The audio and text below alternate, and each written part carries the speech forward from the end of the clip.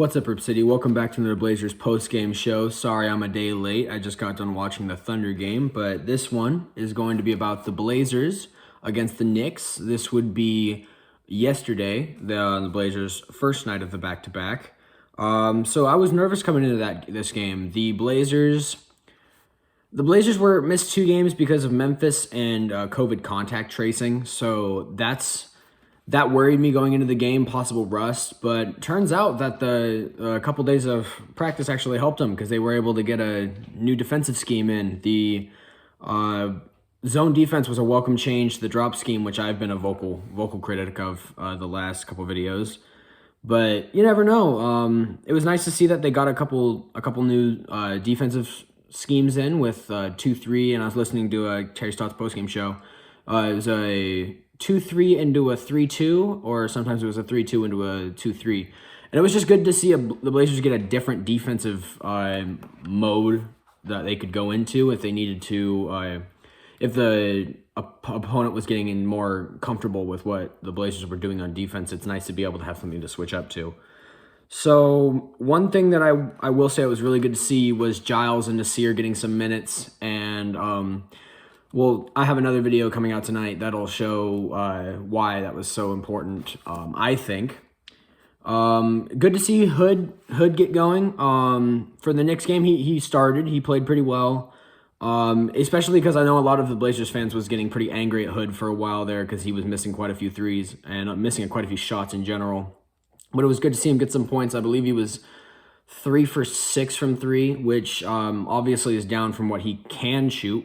As Blazers fans, we know he's capable of shooting, but it was good to see him hit some shots, and I think that's good. There's going to be more coming up. I know that the Thunder game was kind of a weird game to watch. I know me watching it was feeling weird, but I'll get to that in the next video. But I think one thing that Blazers fans really have to realize right now is Dame is so good. I think he's a generational scorer, first ballot Hall of Famer. I don't know how, I'm not really into the NBA Hall of Fame as much as I am the NFL Hall of Fame, but Dame is really good. He's I think the second best point guard in the league, him and Steph. And I just hope Blazers fans don't take for granted how good he is. And his 20, 25, 30, 35 points a night doesn't get out of Blazers fans' heads that's not normal. That is not a normal thing for Blazers, Blazers and any guard to really do. And so that was really, I really think that needs to continue. The appreciation for Dame needs to be just as high as it is. I know Blazers fans love him, but I think that he deserves more attention than he gets in the media. Lob chances. I think having Derrick Jones Jr. and Giles and even Anthony, all 3 guys that can go up and catch the ball and put it in the hoop whenever you really need them to. And it was really good to see Jones get a couple of those. He tried to dunk a bounce pass. I don't know how that was even close, but it was amazing to see that he even almost got it. I think he got fouled, or no, he missed the lob, missed the bounce pass lob. I don't know how that works, but whatever.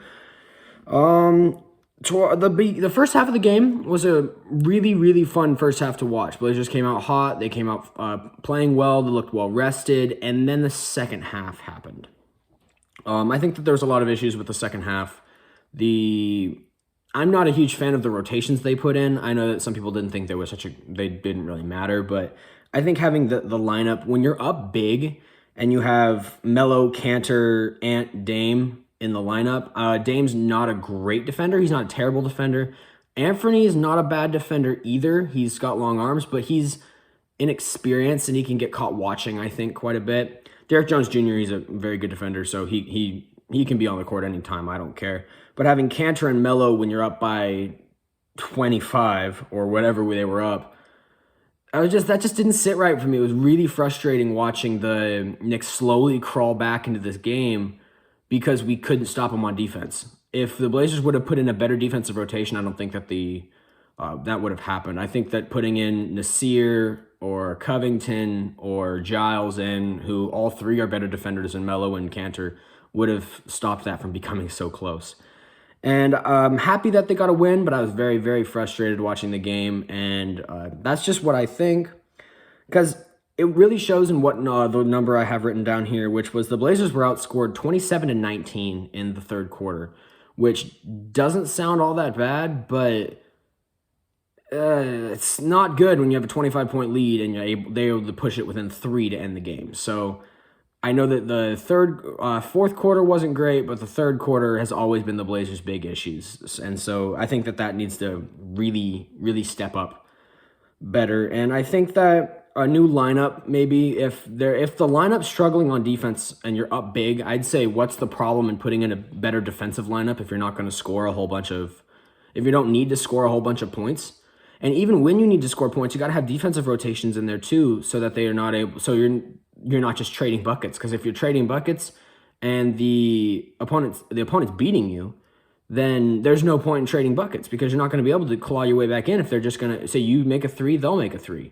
And so I think that the Blazers, when they're down, they rely too much on offense, and when they're up, they rely too much on offense. And so the Blazers are 28th in defensive efficiency right now in the league out of 30 teams, which is very, very bad, especially when you have good defenders like Covington and Derrick Jones Jr. So I'd really like to see that improve.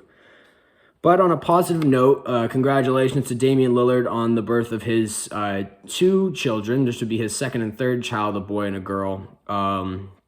And he gets the eye test award tonight. Last night. He had 39 points, 8 assists, 5 rebounds on 6 of 10 from 3 and 11 of 17 from the field. That's just a great night for anybody to have. I think that Blazers fans don't realize that cutting up consistently almost 40 points is insane. And he's a very, very good player, and I'm glad he's a Blazer. So congratulations on Dame for getting my eye test award. So that's what I have to say. Dub's a dub. I wish it would have been a lot more... a lot bigger of a lead, but dub's a dub, and the Knicks fought back, so I'm glad they won, and I'll see you guys in the next video.